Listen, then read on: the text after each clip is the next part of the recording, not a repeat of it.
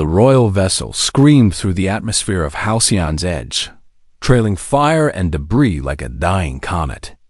Queen Zaritha gripped the arms of her command throne as alarm shrieked throughout the bridge her ship. The Eternal Triumph was dying around her, and there was nothing she could do to stop it.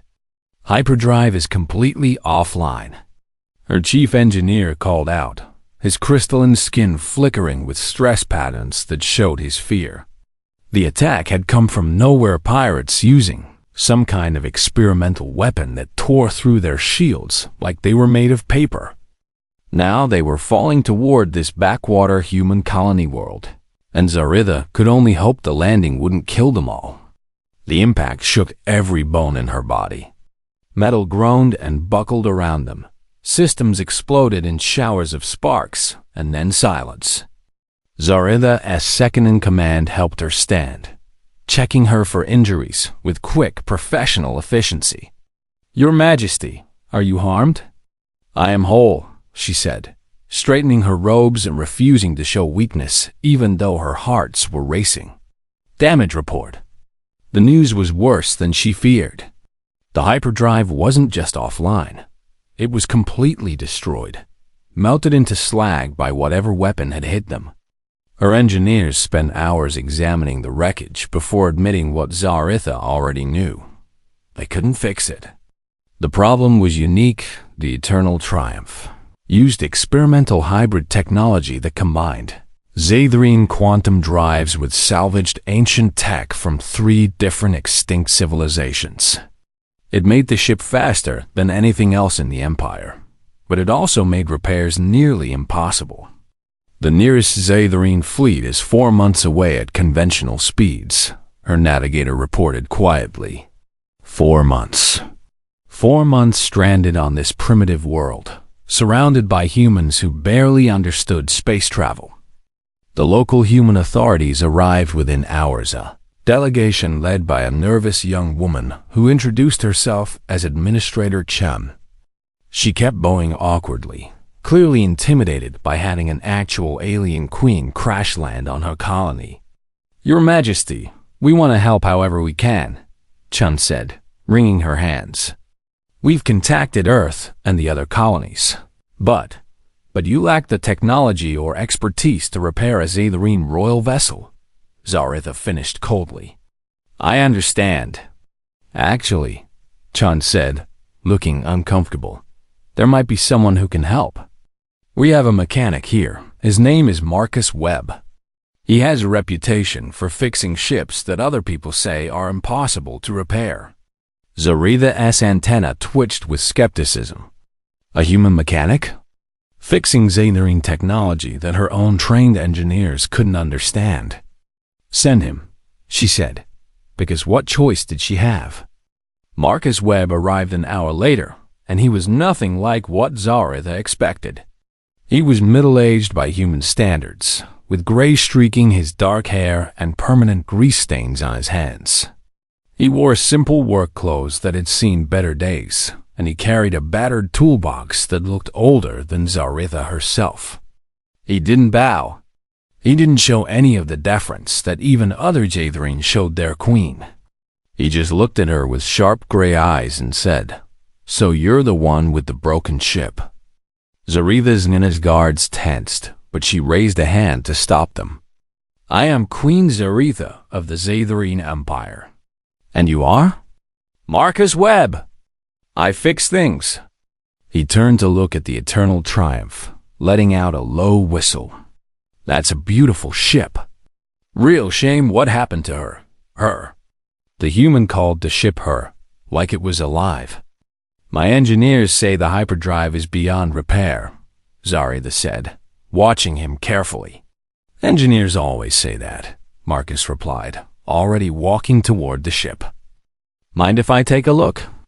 For the next 3 hours, Zaritha watched this strange human crawl through her ship like he owned it.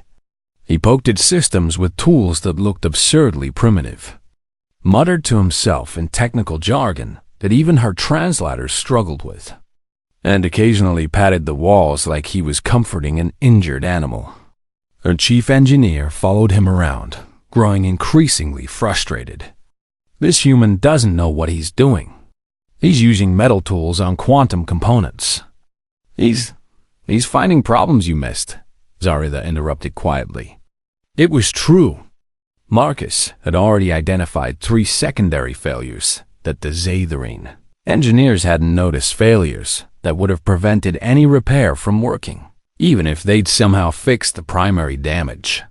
Finally, Marcus emerged from the engine room, covered in even more grease and looking thoughtful. Well, Zarida demanded. It's bad, he admitted, but it's not impossible. Your hyperdrive uses a quantum entanglement matrix interfaced with what looks like Torvian phase crystals, and is that a remnant power coupling. Zarida's antenna shot straight up in surprise. You recognize remnant technology? I've worked on salvage before. Rare stuff, but I know it when I see it. He pulled out a battered datapad and started sketching. The problem is that your engineers are thinking about this wrong. They're trying to replace the damaged components, but that won't work because each piece is calibrated specifically for this ship. Then what do you propose? A chief engineer asked skeptically. We don't replace, we rebuild.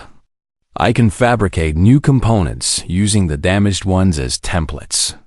It'll take some creative engineering and a lot of calibration work, but I can do it. How long?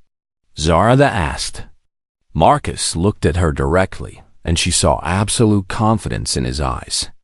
48 hours. Maybe less if you get me the materials I need. Her chief engineer scoffed. Impossible.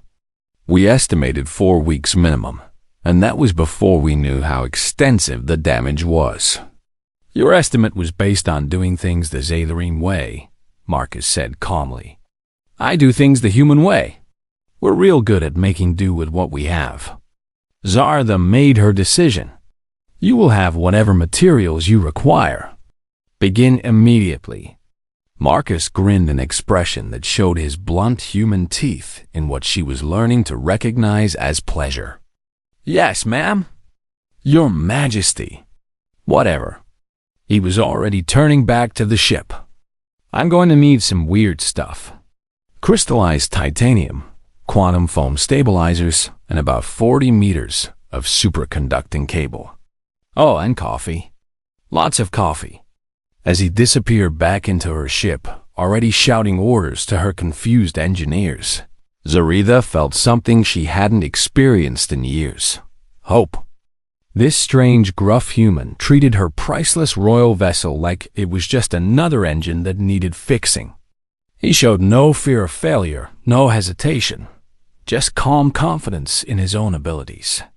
Your Majesty, her second-in-command said quietly, are you certain about this? If he fails, then we are no worse off than we are now, Zarida replied. But I don't think he will fail. She didn't know why she felt so certain. Maybe it was the way he touched her ship, with respect and understanding. Maybe it was the way he'd looked at problems her engineers had called impossible and seen solutions. Or maybe it was something else entirely, something that made her want to watch this human work, to understand how his mind approached problems so differently from her own people.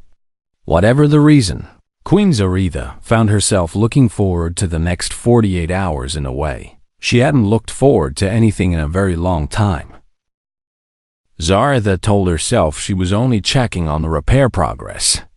That's what she told her guards, her advisors, and anyone else who questioned why the Queen of the Zatharine Empire kept finding reasons to visit the engine bay where Marcus Webb worked. The truth was more complicated. She found herself fascinated by the way this human worked. Her engineers followed precise protocols, consulted technical manuals, and proceeded step by careful step. Marcus did none of these things. He talked to the ship. Come on, beautiful, she heard him mutter to a damaged power coupling. You can do this. Just need to coax you back to life. When she asked him about it, he looked embarrassed. Old habit. My dad always said machines respond better when you treat them with respect. Sounds crazy, I know. My people believe machines are simply tools, Zaritha said. They serve their function until they break, then we replace them. Marcus looked horrified. That's wasteful, and it's disrespectful to the craft. Someone built this ship with their hands and their knowledge. Every component represents hours of work, years of expertise. You don't just throw that away. It was such a human perspective, valuing the work itself, not just the result. On the second day, Marcus called her over to help with a delicate calibration. I need someone with steady hands and good spatial awareness. You're a pilot, right? I have flown since I was young, she confirmed, surprised he was asking for her help. Perfect. Hold this resonator steady while I align the quantum matrix. Tell me when the harmonics hit the right frequency. Zaritha found herself working alongside him, her royal robes tucked out of the way, her hands covered in the same grease that marked him. Her attendants looked scandalized, but she ignored them. There, she called out. The frequency is stabilizing. Lock it in, Marcus said, and together they secured the component. When they finished, Marcus grinned at her. You're good at this. Natural feel for the machinery. No one had complimented her skills in decades. People praised her wisdom, her leadership, her beauty, but never her actual abilities. Marcus didn't care that she was a queen. He cared that she could hold a resonator steady. Tell me about human repair philosophy, she found herself saying during a break. Why do you fix instead of replace? Marcus leaned against the bulkhead, wiping grease from his hands. Humans have always been good at making do. Our history is full of times when we didn't have the resources to build new, so we learned to fix old. We patched broken things with whatever we had. We improvised, we adapted, we refused to give up. That sounds difficult, Zaritha said. It is. But it teaches you to see possibilities instead of limitations. When you can't just order a new part, you learn to understand how things really work. You develop intuition. He patted the wall beside him. Every ship has a personality. You learn to feel when something's wrong, even before the diagnostics catch it. Zaritha thought about her own life. She'd been trained from birth to lead to rule, to make decisions that affected billions. But had anyone ever taught her to feel? To trust her intuition instead of protocols? You said you've done this work for many years, she said. Why? Something sad flickered across Marcus's face. Lost my family a long time ago. Ship accident. After that, I couldn't save people anymore, but I could save ships. Could make sure other families didn't lose someone they loved because of mechanical failure. I'm sorry for your loss, Zaritha said softly. Ancient history now, Marcus said, but she could hear the old pain in his voice. What about you? Why does a queen know how to pilot? Zaritha hesitated. She rarely spoke about personal matters. I was the third daughter. No one expected me to rule. I learned to fly because it was the only time I could be alone, the only time I wasn't performing for others. But you became queen anyway? My sisters died in a plague. Suddenly I was heir, then ruler. Everything changed. She looked around the engine bay. I have not piloted my own ship in 5 years. There was always someone else to do it, always duties that prevent me. That sounds lonely, Marcus said quietly. Lonely? Yes, that was exactly what it was. Zaritha was surrounded by thousands of people every day, but she was utterly alone. Everyone saw the crown, the title, the symbol. No one saw her. Except, somehow, this gruff human mechanic did. Over the next hours, they worked together more. Marcus explained his repairs in simple terms that respected her intelligence without talking down to her. He asked her opinion, valued her input, even argued with her when he thought she was wrong. The quantum stabilizer should go here, she insisted, pointing to a location on the schematic. Technically, yes, but that'll create resonance issues with the phase crystals. Marcus countered. Better to put it here, even if it's not standard. They debated for 20 minutes before finding a compromise solution that was better than either original idea. The chief engineer watched this exchange with growing amazement. Your Majesty, I have never seen anyone disagree with you so directly. It is refreshing, Zaritha admitted. By the end of the second day, Marcus had accomplished what seemed impossible. The hyperdrive wasn't just repaired, it was improved. He'd found inefficiencies in the original design and corrected them. Your ship will actually run faster than before, he said, showing her the performance projections. Maybe 10% improvement in jump speed. How did you manage this when my engineers could not? She asked. Marcus shrugged. Different perspective. Your people build amazing things from scratch, but you're not used to adapting. Humans are natural adapters. We've been making broken things work since we lived in caves. The repair was finished ahead of schedule. Her ship was ready to fly again. Zaratha should have been celebrating. Instead, she felt a strange reluctance as her attendants prepared for departure. We leave at dawn, her second-in-command informed her. The council is eager for your return. Of course they were.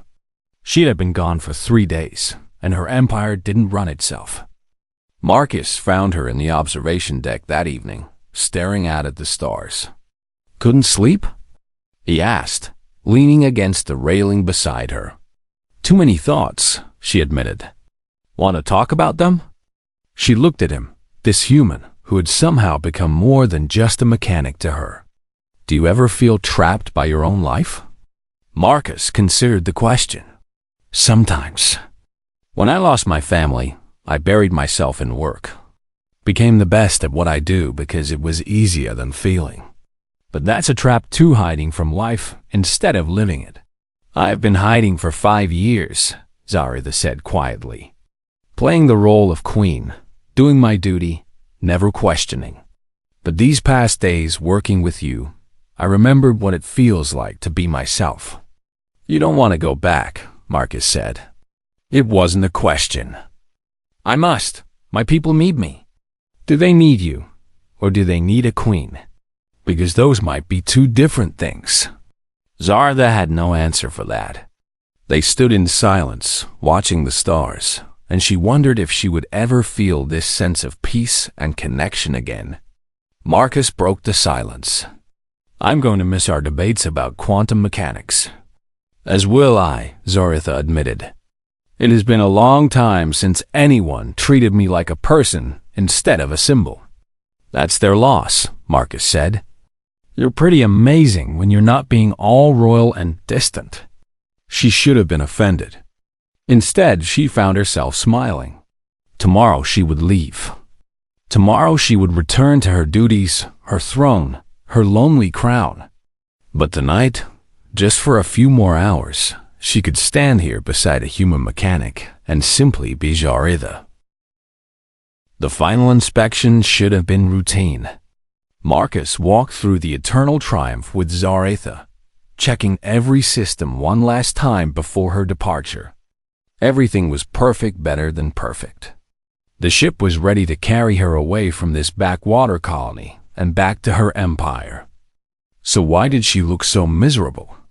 The quantum matrix is stable, Marcus said, reviewing his datapad. Hyperdrive efficiency is actually 12% above original specifications. Phase crystals are properly aligned. You're good to go. Excellent, Zaritha said flatly. Marcus stopped walking and turned to face her. You don't want to go back, do you? She stiffened.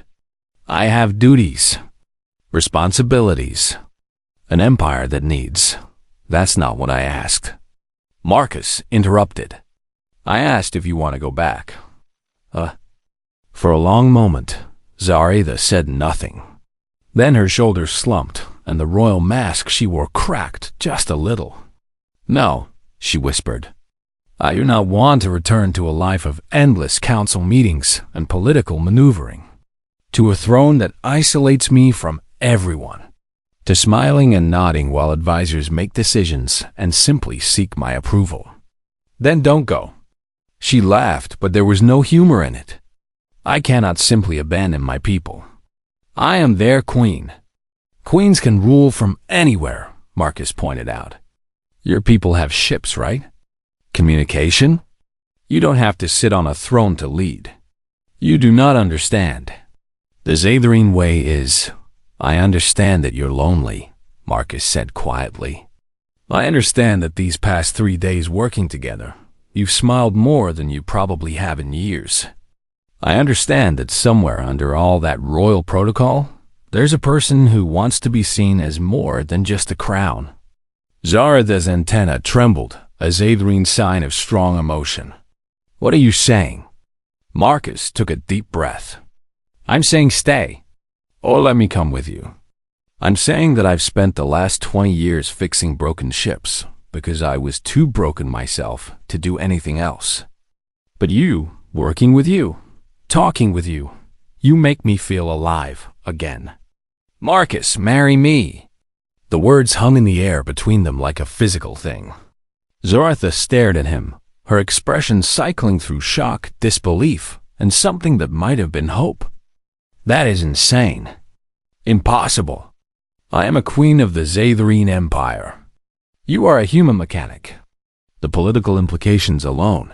Your people respect strength and capability, right? Marcus pressed. I fixed your unfixable ship. I did what your own engineers said was impossible. I've proven that humans have value, that we're not just primitive apes playing with technology we don't understand. That is not the issue. Then what is? That I'm not royalty? That I wasn't born with the right blood or the right title? Marcus stepped closer. You told me your people value merit. Well, I have merit. And more than that, I see you. Not the queen, not the title you. The person who loves to fly, who gets excited about quantum mechanics, who argues with me about resonator placement. A royal marriage is not about personal feelings, Zaratha said, but her voice wavered. It is a political alliance, a union meant to strengthen the empire, then strengthen it with something revolutionary. Marcus argued, the first human Zathorine union, a bridge between our peoples. You said yourself that humans and Zathorine working together created something better than either could alone. We proved it with your ship. Why not prove it with our lives? Zaratha wanted to say yes. Every part of her wanted to accept this impossible offer. But the weight of her crown, her duty, held her back. My council would never approve, she said. The noble houses would revolt. A human consort would be seen as what? Beneath you? Marcus's eyes flashed. Or as a threat to their power. Because a queen who chooses her own path, who doesn't play by their rules, might inspire others to do the same. He was right.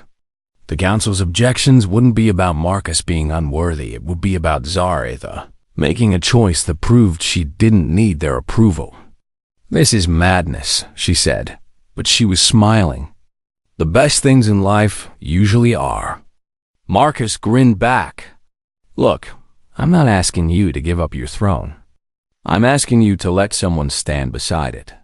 Someone who will argue with you when you're wrong, who will support you when you're right, who will remind you that you're a person, not just a symbol. You make it sound simple. It is simple. Everything else is complicated, but the core of it is simple. I care about you. You care about me. The rest we can figure out. Zaratha, as second-in-command, chose that moment to enter the chamber.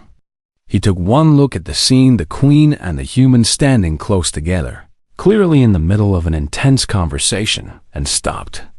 Your Majesty, I apologize for interrupting, but Commander Dex, Zaratha said, making a decision that would change everything. This human has asked me to marry him. Vex's crystalline skin flashed through 3 different colors in rapid succession: shock, confusion, and something that might have been approval. "Has he now?" Vex said carefully. "And what have you told him?" "I have explained why it is impossible." "Ah." Vex looked at Marcus with new interest. "And has this human accepted your explanation?" "Not even a little bit," Marcus said cheerfully. Vex's antenna twitched the Zathorine equivalent of a smile. "Your Majesty, if I may speak freely, when have I ever stopped you? I have served your family for 40 years. I watched you become queen, watched you sacrifice your own happiness for duty again and again." Vex looked at her with ancient eyes. "Perhaps it is time duty served you for a change." "Commander, you cannot possibly support this," Zaratha protested. "On the contrary, I think it is brilliant." Vex turned to Marcus. "However, human, if you wish to marry our queen, you must prove yourself worthy by Zathorine standards. Personal feelings are not enough. You must demonstrate that you possess the strength, wisdom, and courage required of a royal consort." "Name your test," Marcus said immediately. "The Trials of Consort," Vex said. 3 challenges designed to test every aspect of a potential mate: physical prowess, combat ability, and wisdom. No outsider has ever completed them. "How many have tried?" Marcus asked. 17. All Zathorine nobles of high standing. All failed. "What happened to them?" 13 died. 4 were crippled. Marcus paled slightly but didn't back down. "And if I complete these trials, then no one in the Empire could question your right to stand beside our queen," Vex said. "The council would have to accept the marriage." Zaratha grabbed Marcus's arm. "This is foolish. The trials are designed to be nearly impossible. They were created to discourage unworthy suitors, not to actually be passed." "But they can be passed?" Marcus asked. "Technically, yes, but then I'll pass them." Marcus looked at her with absolute certainty. "I fixed your ship when everyone said it was impossible. I'll do this too." "You could die. I could also live. And if I live, I get to marry you." He grinned. "Seems like a fair trade." Zaratha looked between Marcus's determined face and Vex's approving expression. This was insane. It was reckless. It was also her only chance at happiness. "If you die, I will never forgive you," she said. "If I die, I'll haunt your ship and mess up your quantum calibrations," Marcus replied.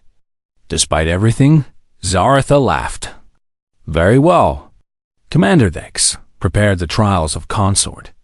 This human wishes to prove his worth." She turned to Marcus. "And you, foolish, wonderful human, prepare yourself. The next 3 days will determine our future." Marcus squeezed her hand. "I've faced impossible odds before. This time, I actually have something worth fighting for." As Vex left to make arrangements, Zaratha allowed herself to hope. Perhaps the mechanic who fixed broken ships could also fix her broken, lonely life. Perhaps this impossible love story might actually have a happy ending. But first, Marcus would have to survive the deadliest trials the Zathorine Empire could devise. The arena was filled with Zathorine nobility, all gathered to watch the human fail. Marcus stood in the center, feeling very small and very human. Around him, crystalline beings twice his size whispered and pointed. Their dismissive attitudes were clear, even without translation. "The first trial begins now," Commander Vex announced. "The trial of the hunt. The challenger must track and capture a Vexanar alive using only basic tools. The Vexanar has killed 7 trained Zathorine warriors. Many previous challengers died in this trial. They released the creature into the wilderness arena, a massive 6-legged predator with armored scales and venomous claws. It roared, a sound that made Marcus's bones vibrate. The Zatharian expected him to chase it immediately. That's what their warriors would pursue with strength and courage. Marcus did the opposite. He found a high vantage point and watched. For 2 hours, he observed the Vexnar's behavior. He noticed it marked territory, returned to the same water source, and avoided certain plants. It was intelligent, following patterns. The human is afraid. Someone in the crowd laughed. Zaratha, watching from the royal box, said nothing. She had seen Marcus work. She knew he was planning something. Marcus spent the next hours gathering materials. Flexible vines, sharp rocks, and leaves from the plants the Vexnar avoided. The crowd grew more confused. What is he doing? A noble asked. He is thinking, Zaratha said quietly. Marcus constructed a trap near the water source, not a simple snare, but an intricate mechanism using levers and weights. He crushed the plants the Vexnar avoided and spread the juice around alternate paths, funneling the creature's options. Then he waited. The Vexnar approached at sunset, following its routine. It smelled the plant juice and veered away, exactly as Marcus predicted. It stepped into his trap zone, and snap. The mechanism activated perfectly. Vines wrapped around the creature's legs, weights shifted, and suddenly the Vexnar was suspended in the air, roaring furiously but unable to escape. Marcus approached carefully, staying out of range of its claws. Sorry about this. Nothing personal. The crowd sat in stunned silence. He captured it alive. Someone gasped. Without even fighting it. The trial requires capturing the beast, not killing it, Vex announced. The human has succeeded, but there was more. Marcus had done something unprecedented. He'd shown respect for the creature's life. He'd proven that strength wasn't just about fighting. The second trial began the next day. The trial of combat. Vex declared, the challenger must face our greatest warrior in single combat. They fight until one cannot continue. Zaratha's champion stepped forward, a massive Zatharian warrior named Krath, who had won over 300 duels. He was twice Marcus's height and 4 times his weight. This trial, Marcus couldn't win with clever tricks. This was pure physical confrontation. The fight began, and it was immediately clear Marcus was outmatched. Krath's first blow sent him flying across the arena. The second cracked his ribs. Yield, human, Krath called. There is no shame in accepting the inevitable. Marcus stood up, spitting blood. Not how humans work. We don't quit. What followed was 10 minutes of the most brutal fighting Zaratha had ever witnessed. Marcus couldn't match Krath's strength, so he used speed. He couldn't overpower the warrior, so he looked for weaknesses. He was losing. Everyone could see it. But he refused to stay down. Krath knocked him down for the 7th time, and Marcus got up. Why do you continue? Krath asked, genuine confusion in his voice. You cannot win. Don't need to win, Marcus gasped through broken ribs. Just need to not give up. That's what humans do. We keep fighting even when it's hopeless. Especially when it's hopeless. He launched another attack, clumsy, desperate, but determined. He actually managed to land a solid hit on Krath's knee, making the huge warrior stumble. Krath could have finished him then. Instead, he lowered his weapons. I yield, the warrior said. The crowd erupted in confusion. You yield? Vex demanded. You are clearly winning. I am defeating his body, Krath said, but I cannot defeat his spirit. I have fought hundreds of warriors. I have never seen such refusal to accept defeat. This human has shown me what true courage means, not the absence of fear or pain, but continuing despite both. He approached Marcus and helped him stand. Humans may be weak in body, but they are mighty in will. This one is worthy. Marcus, barely able to stand, grinned through bloody teeth. Does that mean I passed? You have my approval, Krath said. Though you fight terribly. I'll take it. After medical treatment, the third trial began. The Trial of Wisdom. Dex announced. The challenger must solve a complex political dilemma. The council will judge his solution. They presented Marcus with a scenario. A colony world had discovered valuable resources, but extracting them would displace indigenous populations. Multiple factions wanted different solutions. The council expected him to choose which faction to support. The Xatharine counselors waited smugly. This trial had broken every previous challenger.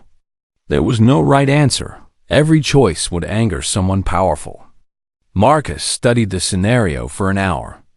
Then he stood before the council. I have my solution, he said. Which faction do you support? The head counselor asked. None of them. Gasps rippled through the chamber. You must choose. Another counselor demanded. Why? Marcus challenged. The entire scenario assumes someone has to lose. That's Xatharine thinking hierarchy, power, winners and losers. But humans think differently. He explained his solution. Don't extract the resources immediately. Instead, invest in research to find extraction methods that don't require displacing anyone. Bring the indigenous population into the process as partners, not obstacles. Use the situation to build cooperation instead of enforcing compliance. This would take years. A counselor protested. So? Marcus shrugged. Good solutions often take time. The resources aren't going anywhere. Why rush a decision that harms people when you could take time to find one that helps everyone? That is not how power works. Another counselor sputtered. Maybe that's the problem. Marcus replied. You're so focused on who has power that you forget what power is for. It should be used to help people, not control them. The council chamber erupted in argument. Half the counselors were outraged. The other half looked thoughtful. Commander Vex raised his hand for silence. The trial does not require the council to agree with the solution. It requires the solution to demonstrate wisdom. Does this solution show wisdom? After heated debate, the council voted. It was close, but they approved Marcus's answer. The human has completed all 3 trials, Vex announced. He has shown ingenuity in the hunt, courage in combat, and wisdom in judgment. By our own laws, no one may question his worthiness to wed our queen. The crowd's reaction was mixed, some angry, some approving, many simply shocked. Zaretha descended from her box, her face glowing with pride. You did it! You actually did it! Told you I would, Marcus said, then winced. Though I'm going to need about a week to recover from that beating Krath gave me. It was magnificent. She said, it was painful. You faced 3 impossible challenges and succeeded by being authentically human. Zaretha took his hands. You didn't try to become Xatharine. You showed us that human ways, human thinking, human courage, human compassion have value. So we can get married now? She laughed. Yes, you foolish, wonderful human. We can marry. The head counselor approached, his expression sour. The trials are complete. The law requires we accept this union. But know this, human, you will be scrutinized. Any failure will reflect on our queen. I've been failing my whole life, Marcus said cheerfully. The trick is getting back up and trying again. That's the human way. As they left the arena together, Zaretha realized something profound. Marcus hadn't just proven himself worthy by Xatharine standards. He'd shown the Xatharine that their standards might need expanding. The trials were designed to find someone strong enough to stand beside their queen. They had found someone strong enough to change their empire. The royal wedding became the most watched event in both human and Xatharine history. Ships from across the galaxy descended on the capital world of Xatharine Prime, Human dignitaries arrived alongside alien nobles. News feeds broadcast to billions of viewers across dozens of species. Marcus stood in a preparation chamber, staring at his reflection. He wore formal attire that combined human and Zathrian styles, a compromise designed by Zaritha herself. It was beautiful and uncomfortable in equal measure. "You look terrified," Commander Vex observed. "I'm about to marry an alien queen in front of billions of people."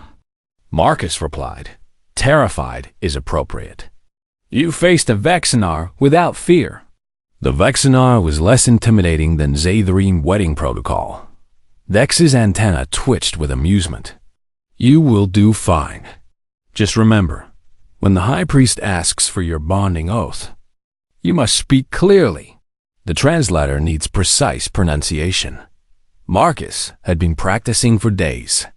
Zathrian bonding oaths were complex, poetic, and absolutely critical to the ceremony. "What if I mess it up? Then you try again." Humans do not quit. Remember? Vex placed a hand on Marcus's shoulder.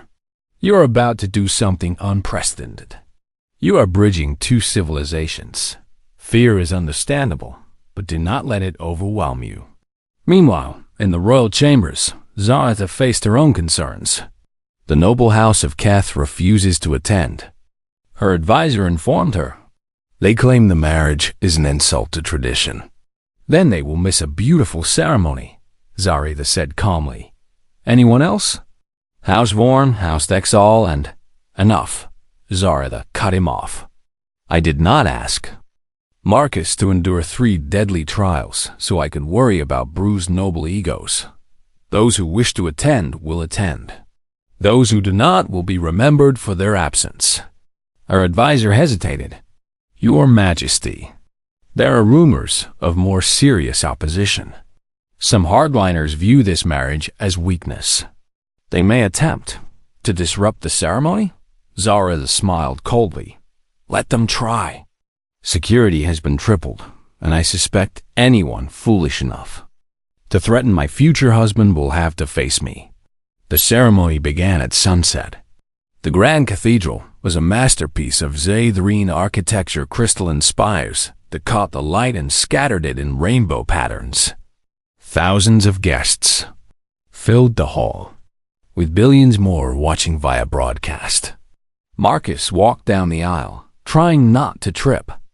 Human traditions called for the bride to make the entrance, but Zathrian customs required both parties to approach the altar from opposite directions. Another compromise. He saw Zaritha approaching from the other side, and his breath caught. She was magnificent. Her royal robes shimmered with bioluminescent threads. Her crystalline skin reflected the light like a living jewel. But what struck him most was her smile, genuine, happy, free. They met at the altar, and the high priest began the ceremony. The ritual was long, involving symbolic exchanges, harmonic chanting, and complex blessings in 3 languages. Marcus followed along as best he could, acutely aware that billions were watching his every move. Then came the bonding oaths. Marcus spoke first, his Zathrian pronunciation careful and clear. "I pledge my strength to your journey, my wisdom to your challenges, my heart to your happiness. In union, we are greater than we are apart. I choose you, Zaritha, not for your crown, but for yourself." Perfect! He'd actually gotten through it. Zaritha's oath was equally beautiful.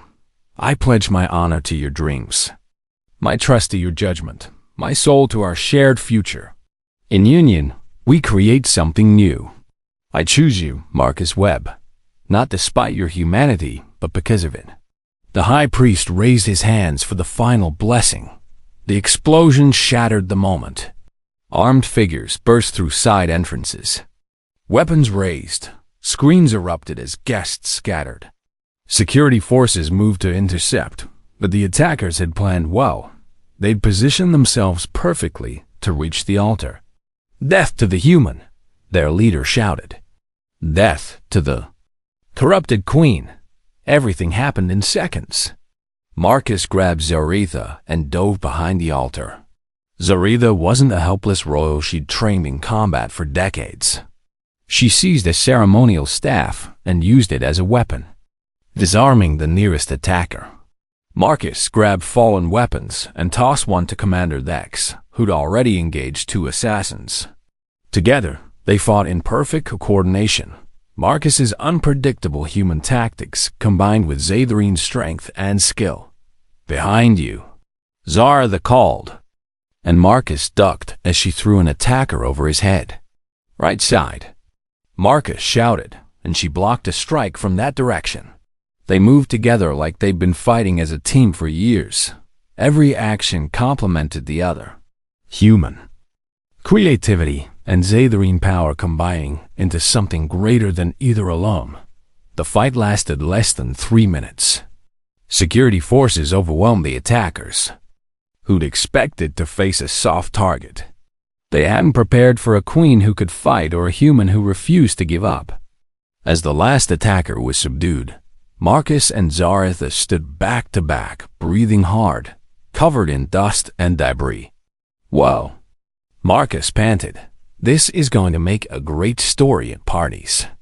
Zaretha started laughing, not polite royal laughter, but genuine, uncontrolled mirth. "Our wedding was attacked, and you're already thinking about stories. We survived. Might as well make it memorable."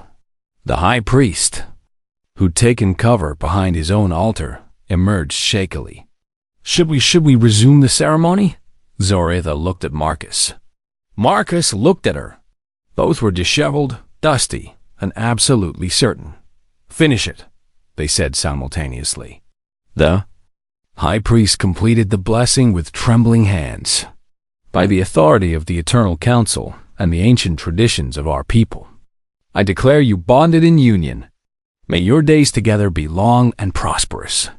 The remaining guests, those brave enough to stay, erupted in applause.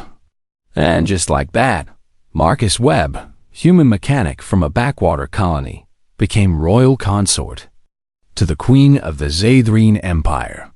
The assassination attempt had the opposite of its intended effect. Instead of showing weakness, the wedding demonstrated strength. News broadcasts showed the Queen and her human consort fighting together, protecting each other. It was powerful imagery that resonated across both civilizations. "They tried to kill us on our wedding day," Marcus said later, "and we turned it into the best PR event possible." "PR?" Zaretha asked. "Public relations. Image management. Humans are good at spinning stories." He grinned. "The attackers wanted to show that our union was weak. Instead, everyone saw us working together, stronger combined than separate." He was right. Support for the marriage skyrocketed. Even skeptical nobles had to acknowledge that the human consort wasn't a liability. He was an asset. Marcus refused to be a decorative royal spouse. He established workshops in the palace, continuing his work as a mechanic. But now his work had new purpose training programs that brought together human and Zatharine engineers. "You're approaching this wrong," he'd tell Zatharine students. "Don't just replace broken parts. Understand why they broke. Learn from failure. You're thinking too small." He'd tell human apprentices, "Zatharine technology isn't magic. It's engineering. Study it. Learn it. Make it better." The exchange program revolutionized both cultures. Zatharine learned human adaptability and creative problem-solving. Humans gained access to advanced Zatharine knowledge and techniques. Together, they created innovations neither could have achieved alone. Zaretha found her own balance. She remained queen dutiful, strong, decisive, but she also allowed herself to be herself. She flew her own ship again. She debated with advisors instead of just approving their suggestions. She laughed in council meetings when something was genuinely funny. Her people noticed. The queen who'd seemed distant and cold became approachable. The ruler who'd hidden behind protocol became authentic. 1 year after the wedding, Marcus found Zara in her private garden. Working late? He asked. Always. Empires don't run themselves. She looked up from her datapad. What brings you here? Just wanted to see my wife. He sat beside her. We've been married a year. Seems like we should celebrate.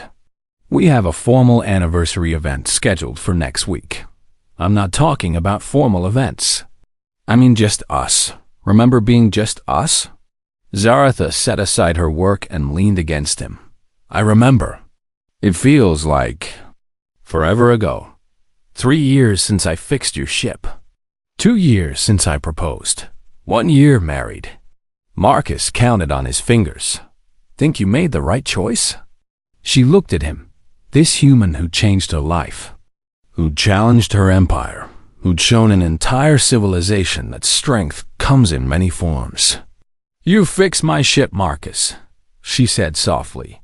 But you also fixed something I didn't know was broken. What's that? Me. I was going through the motions of living, performing my role, but not really alive. She took his hand. You reminded me that I'm a person, not just a symbol. That I deserve happiness, not just duty. You've changed too, Marcus said. You're not the distant queen I met. You're real now, present. They sat in comfortable silence, watching the stars. We're having a child, Zaratha said suddenly. Marcus sat up straight. What? The doctors confirmed it yesterday. A hybrid half-human, half-Sathrane. She looked nervous. I wanted to tell you in a more romantic setting. But Marcus pulled her into a hug, laughing with pure joy. A kid. We're having a kid. They will be unique, Zaratha warned. There's never been a human,